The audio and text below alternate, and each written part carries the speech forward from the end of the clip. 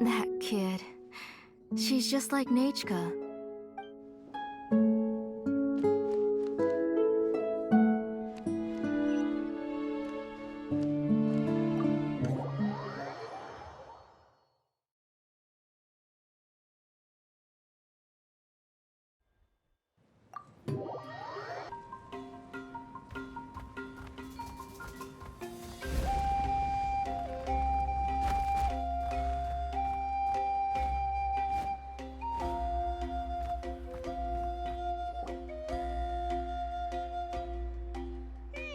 No one's come to deliver the ingredients yet. Paimon thought we'd see someone come flying down on a Yunkasaur as soon as we came out.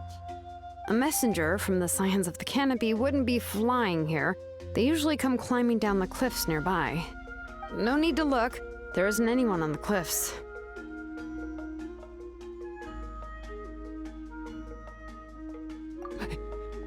I just saw a ghost. Hey, you there! Sorry, but does Tlisoli live around here? Oh, are you the one who's supposed to deliver the ingredients? Ingredients? Are you kidding? I was nearly eaten myself! Never mind that now. Those monsters are still hot on my heels. Please, you've got to help me! Shilonin, where'd she go? Whoa, she's already gone up to fight the monsters? Let's go help her out!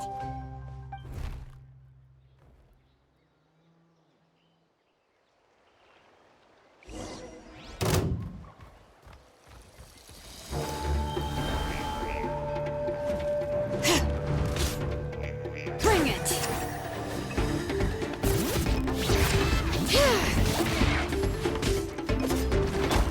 This way, Kirilo. Stand with me! No, my sword!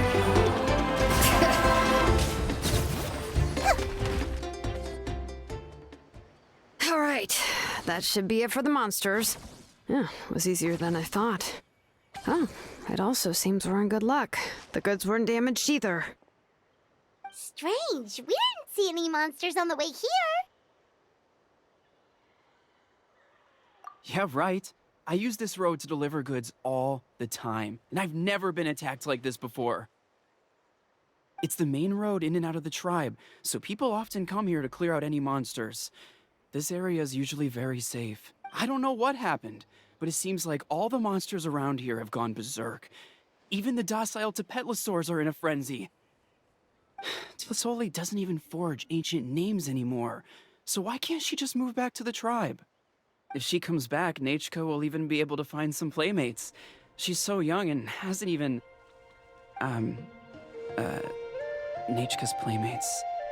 No, wait, I feel like my kids have played with her before. They've even told me about Nachka's favorite game. If I remember right, it was... strange. I always remembered it before. How could I forget all of a sudden? Look at that! He has a Blaze Gem inscription too!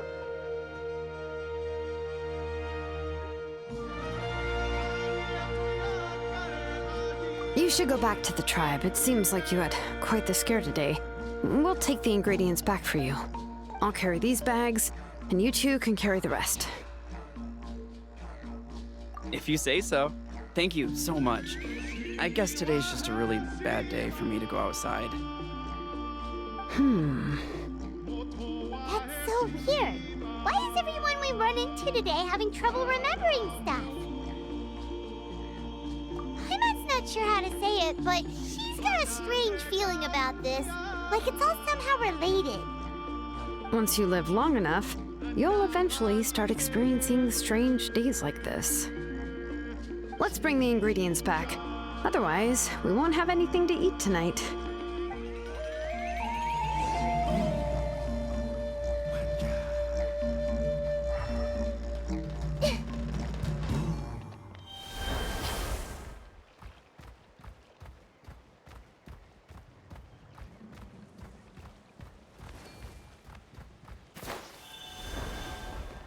Everyone hold hands. Let's do this then! Rain outlines your fate. Know my sword.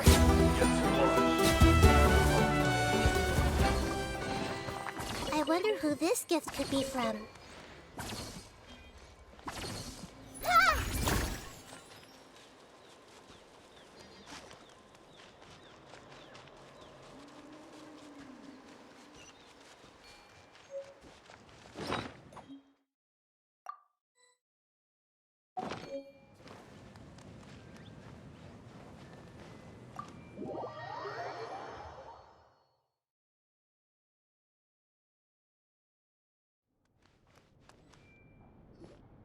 Ah! Ah, you're finally back.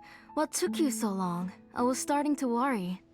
Oh, yeah, we ran into some small problems, but everything's fine now. Alright, as long as everything's okay now. You all have a seat. I'll get the food ready. It won't take long.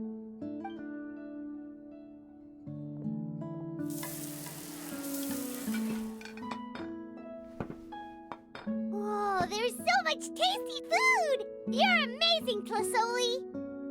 They were all pretty simple dishes to make. Don't be shy. Dig in, everyone.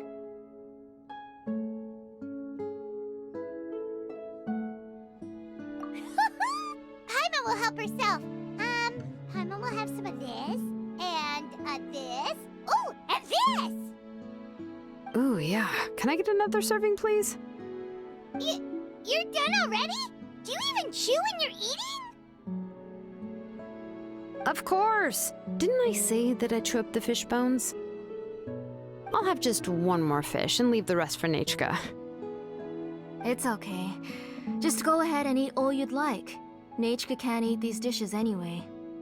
Her body is too weak to digest these kinds of things. I'll just make some broth for her.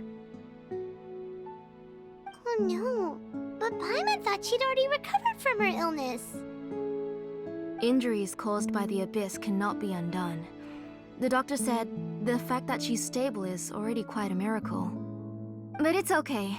Nechka can talk to me now and can even hold my hand. That's more than I could ask for.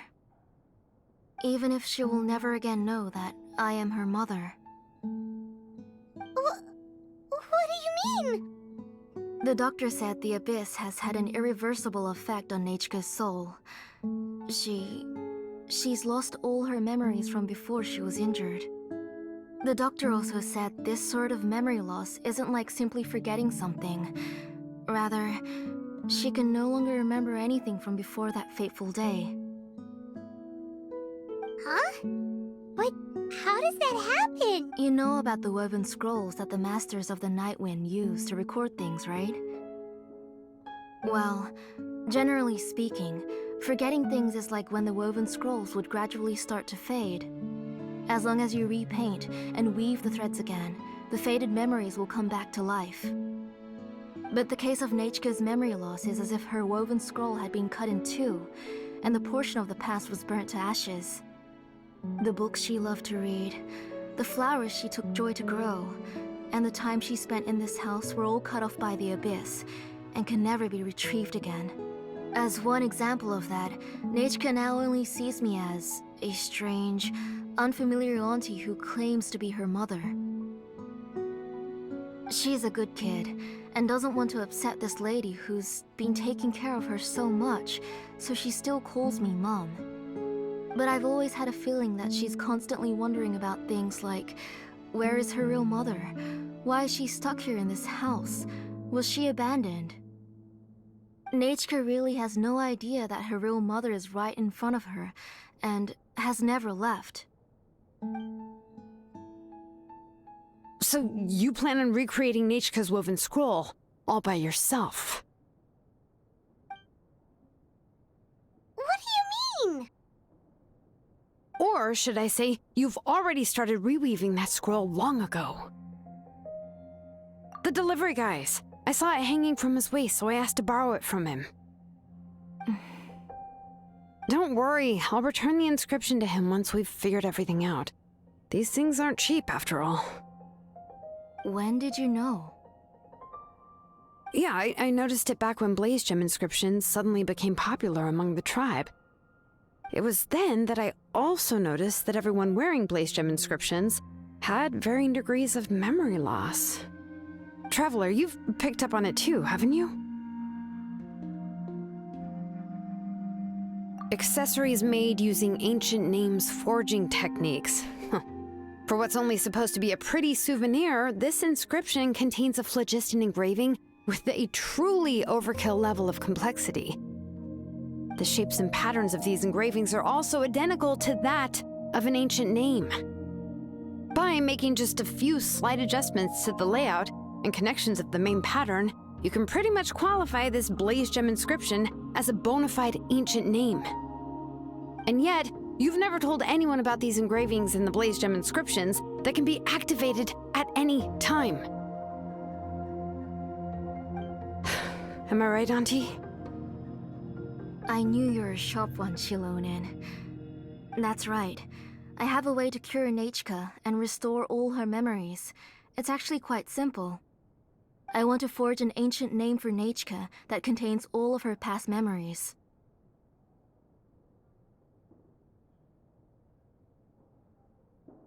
And the reason they must be approved by the Wyab is because the memories they bear are all stored within the ley lines.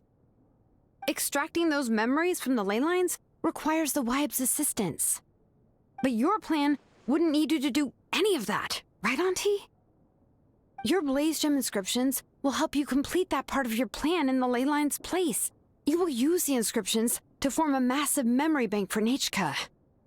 And the ancient names you're trying to forge will be used to extract corresponding memories from the memory bank. A memory bank? Wait, so the reason all those people were having trouble remembering stuff is because the Blaze Gem inscriptions took away any memories related to Nechka? Using other people's memories of Nechka to reconstruct her past? This is the first time I've heard of such an idea. You've seen through my plans, Shilonin. You're as outstanding as ever. Far more brilliant than me.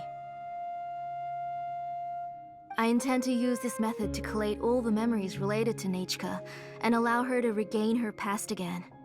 But wouldn't extracting memories like that hurt the person carrying the Blaze Gem inscription? Not at all. Every time a Blaze Gem inscription extracts memories, the process is under my precise control. That way, there's no chance of anyone in the tribe getting hurt. This is the central inscription that controls all the other Blaze Gem inscriptions, which will also soon serve as Nechka's ancient name. You made all of this yourself, Tlasoli? Yes, it was lots and lots of work. It was truly exhausting. Or perhaps I've just grown old. You saw it yourself. I nearly fainted just from being in the sun. I could collapse tomorrow, or even in the next few moments, but Nechka's ancient name is still far from completion. I've solved the issue of storing memories, but I still don't know how to connect Nechka up to this central inscription. I thought you'd just modify your own ancient name. I considered it, but this matter doesn't have anything to do with my ancient name. It's of no help to me, and I don't need its help now. You know the price to pay for making something like this. Yes, I do. But as long as I can get my Nechka back, I'm willing to do whatever it takes. Otherwise, Nechka won't have any chance of reclaiming her past once I'm dead and gone. She won't remember me, and she won't even remember why her name is Nechka. When that time comes, she will be left to drift around the world all alone, unknowing of where she came from or where she should go. She is my daughter, the one to whom I gave the Nechka name. Whether it be as her mother or as a name engraver, I can't simply stand by and let her name disappear. Shilonin?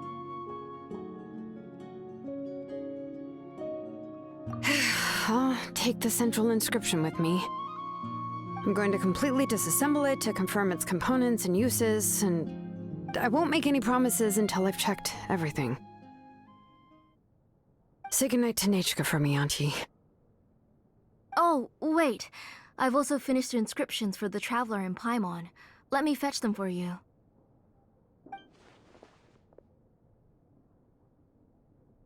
I'm sorry it took me so long to finish them. Hold on, Auntie. The Traveler and Paimon have never met Nechka before, so you can't draw any memories from them. That wasn't my intention. They're just ordinary gifts. Please, take them. Huh? What was that noise? Nechka must have woken up and wants to get out of bed on her own.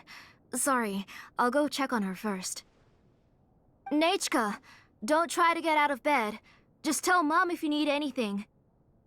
You go ahead and take care of Nechka, Auntie. Euphenia below 45%.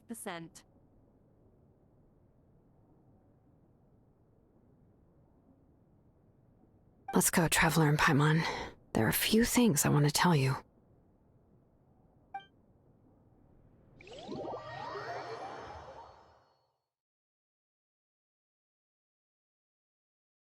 Let's head back to the tribe first. There are some things I need to get from my workshop. Disassembling the central...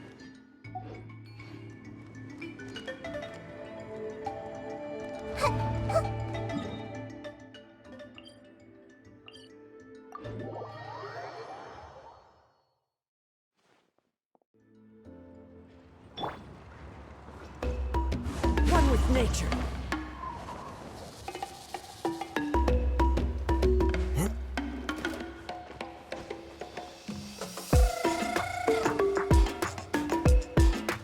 You two can wait outside for a moment. I just need to go in and grab something.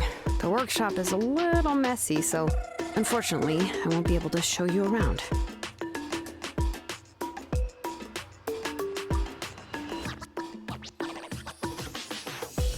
Oh, yeah, that's not really what I mean. It's not the mess that's really the problem. It's just that the workshop is cluttered with way too much stuff.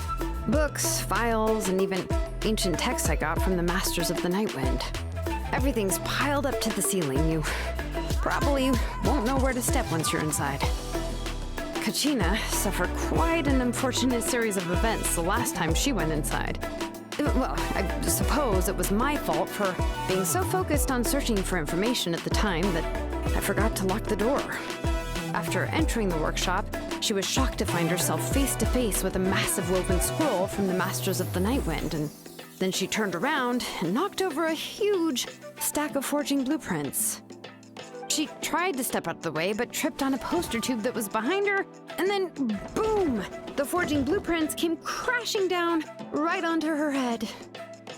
Oh no! She's lucky I noticed in time. I found Kachina in a daze and managed to save her before an entire set of the history of the Children of Echoes was about to bury her. I then dragged her up to the second floor. Ever since then, Kachina always waits outside the door and doesn't dare take a step in whenever she comes to see me.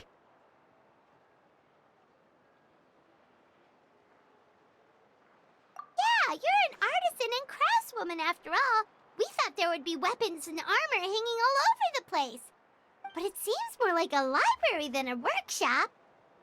Well, my primary work is forging ancient names, which is much trickier than making swords and tools. Aside from the necessary craftsmanship, I also need to consult many ancient texts. You probably already know that each ancient name represents a certain spirit, behind which are countless related stories to support it. In other words, the essence of an ancient name is the physical manifestation of a certain spiritual will. And as a name engraver, when I'm working on a new ancient name, I'm not only trying to give it a physical shape, but more importantly, I'm also trying to understand the spirit contained within the name. And to do that, I have to collect as many related stories as possible and read through them all. But, as you might know, people tend to add a lot of extraneous details when it comes to stories about themselves. For stories that have been clearly exaggerated or altered, I must gather other related stories and information as cross-references. This way, I can filter out all the absurd and exaggerated details and restore the person's life to its true nature. Only in true stories can you find the authentic spirit. And this is the only way for the spirit to become an ancient name that matches its essence. We've heard about the concept behind ancient names before, but after hearing you explain the details, Paimon can't help but think that ancient names are really powerful. Well, no matter how powerful ancient names could be, they would never be able to suddenly turn into a blade or allow you to smash through an entire cliff in one punch. It's just a form of spiritual power that's passed down from generation to generation. It doesn't have those kinds of physically tangible effects. Well, take your own names, for example. From the moment you appeared in this world, some person had already prepared a blessing for you. And that person then condensed this blessing into your name and gave it to you as a gift. It may feel like the moment you received your name is already in the past, but it will always stay with you and move with you in the future. Names are blessings for the future from people standing in the past. Well, that's what Auntie once told me. And with this blessing, people will become more confident as they walk into their future. To put it another way, it's like having a lamp in your hand as you walk through the darkness of night. Oh, Paimon gets that. If you're alone when you're walking in the dark, it's easy to get scared and tired quickly. But if someone else is walking with you, then it won't be nearly as scary. And, well, you might still get tired, but it'll still be a whole lot better than walking alone. The Traveler always has Paimon by his side, though, so he'll never have to worry about that. Oh, Paimon sure many wish they could be in your shoes, Traveler.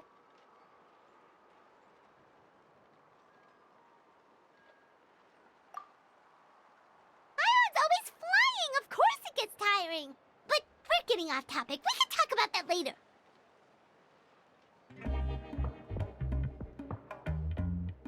Anyway, this is what Clisoli told me when I was training as a name engraver. And to be honest, I've only understood 20% of what she said at most. I've never been able to figure out the rest. But doesn't that mean you basically don't get it? Well, that's not entirely true.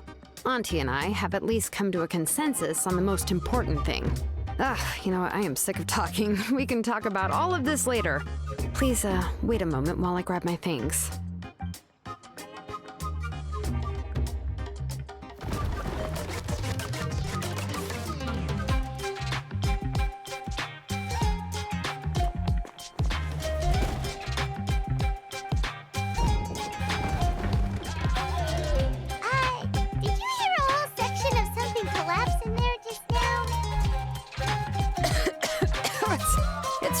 It's fine. It was just a bunch of very old ancient name records. I've already made copies of them. I kept this set of phlogiston wedges in the back, so it wasn't easy to take out. I had to resort to brute force. Come on, let's go disassemble the central inscription. It shouldn't take long.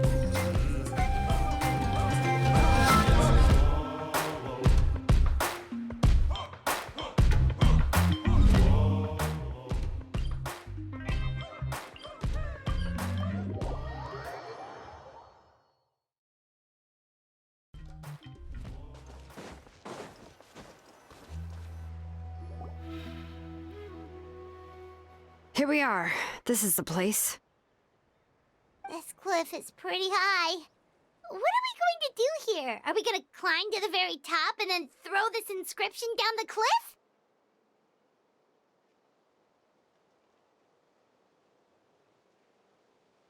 I'm going to use phlogiston to make an engraving circle on the cliff wall. That will allow me to investigate the internals of the central inscription. Now let me see if this thing can even turn on. I was still an apprentice last time I used it. Before we attempt to engrave the inside pattern of an ancient name with phlogiston, we always use this to draw out the engraving diagram on a cliff or open ground.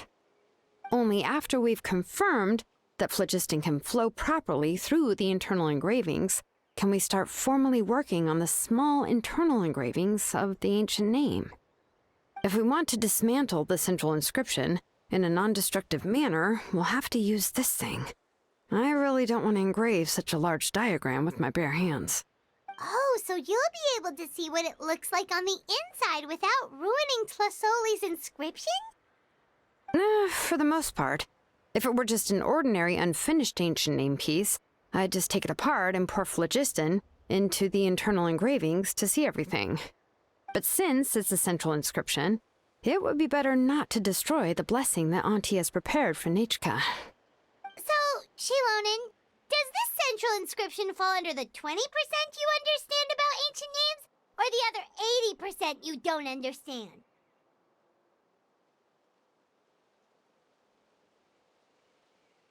Oh, don't worry. As I said, Auntie and I share an understanding of the most important principle, which is names are intrinsically valuable. Only by having names can things be sorted and categorized. They allow the world to become more orderly and identifiable.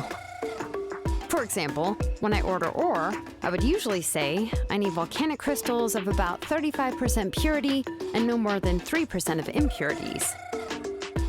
Without specific names, I would only be able to go to the ore merchant and say, I want this and this. No, this isn't it. That one. No, not that one either.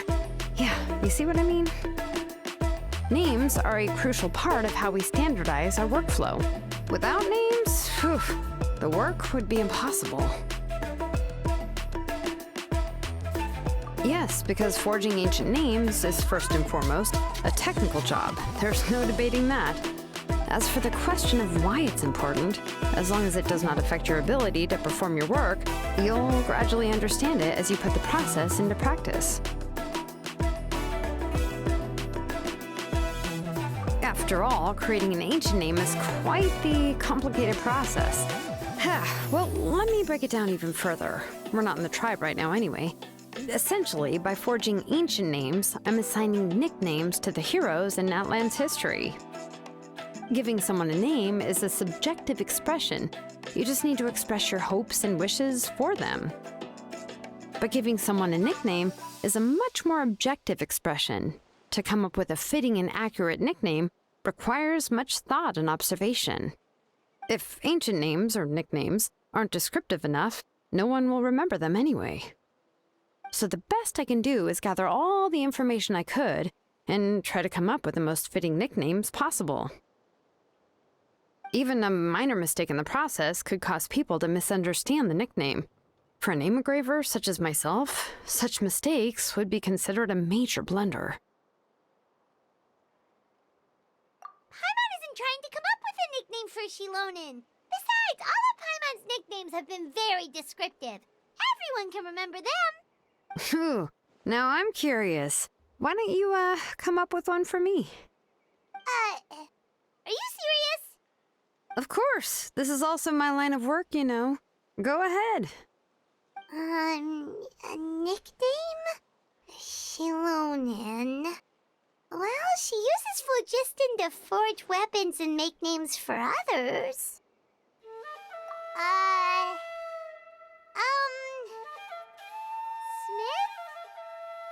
Smith? Yeah, not bad, not bad. And quite fitting, too. I'll remember it. But, you should keep observing my work, Paimon. Maybe you'll come up with an even better nickname. Right, okay. Time to make like a smith and start smithing. Watch closely.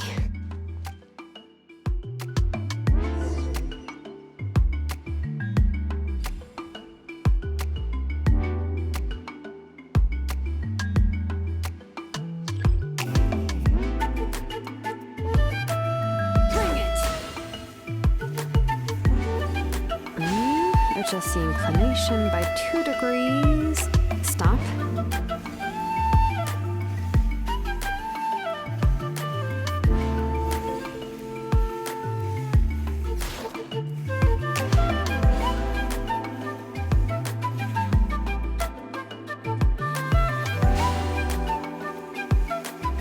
The error margin is within an acceptable amount, but I'll extend the inscription link a little more just to be safe.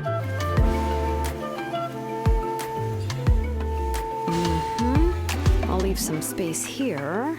When the linked engravings are activated, the inscriptions here will overlap with each other.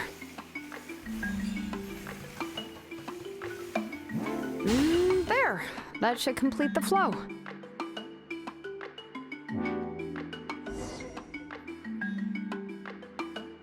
Amazing, Shilonen! You were running all over that cliff as if it was flat ground! Oh no, it doesn't have anything to do with my tribe. It's just the phlogiston adhesive I have on my shoes. But after all that running around, I'll have to infuse them with more phlogiston again. Huh. I should prepare a spare supply of phlogiston to bring with me next time.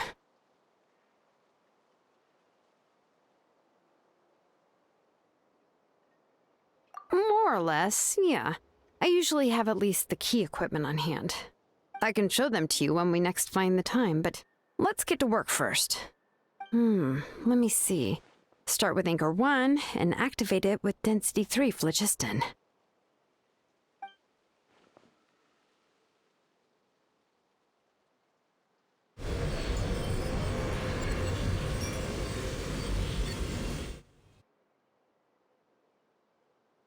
Whoa! A super huge diagram just appeared! Flasoli's central inscription is even floating!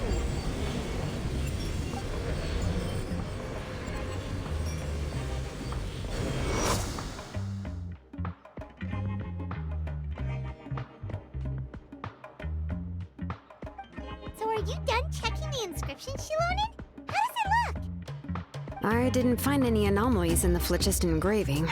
All the adjustments are indeed based on ancient name engraving techniques.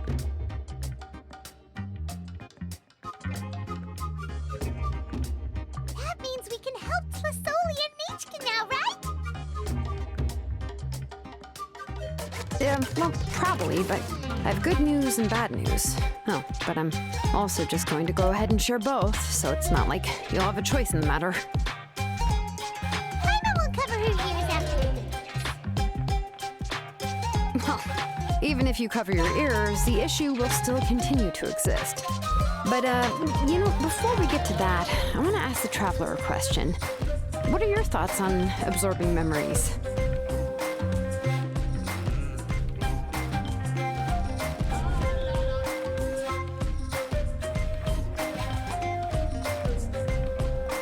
I knew you felt the same way, and that'll save me some initial explanation. I've never been very good at that anyway. It's hard to control the absorption of memories. Technically speaking, this type of inscription has the power to do far more than absorb memories related to a single person.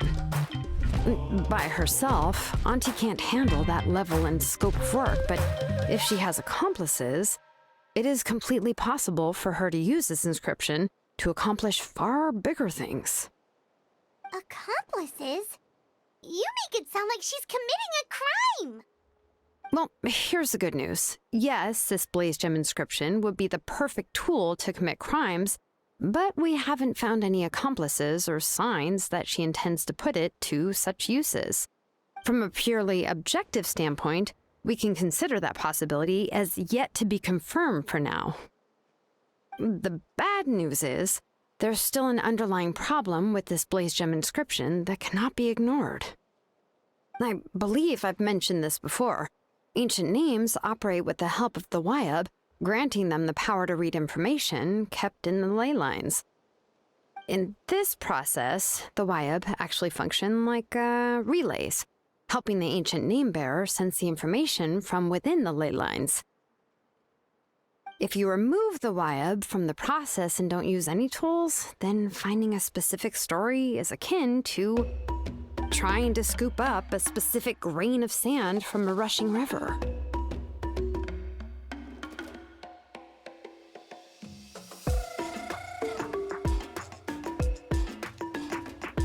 Yeah, exactly. Anyone who attempts to do so will likely lose most of their cognitive function or become a babbling madman who talks to themselves all day long. Now, let's consider the memories that Auntie has gathered as the ley line, and Nichka as the only ancient name bearer of this ley line. There's no way Auntie would let Nichka plunge into the river of memories without any tools. She'd only be overwhelmed by the surge of memories. And considering that Nichka has forgotten all of her past, she'll be unable to work on her own to accurately find the correct past. Only Aunt Tlisoli can help her filter the correct memories of her past. So, if my hypothesis is correct, Auntie is actually planning on turning herself into Nichka's Wyab to help her extract the corresponding memories in the different situations she may face. In an ideal world, this would be perfectly fine, as long as every extracted memory is correct. Nichka would essentially be getting her past back. And I also believe that there won't be any mistakes in everything that Auntie remembers about Nichka. But Auntie is not a Wyab. Her body won't be able to handle the load for long.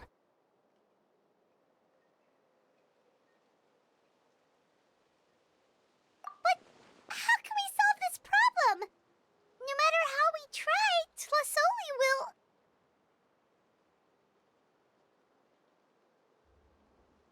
Names are blessings for the future from people standing in the past. I've also made up my mind. Come on, let's go see Auntie.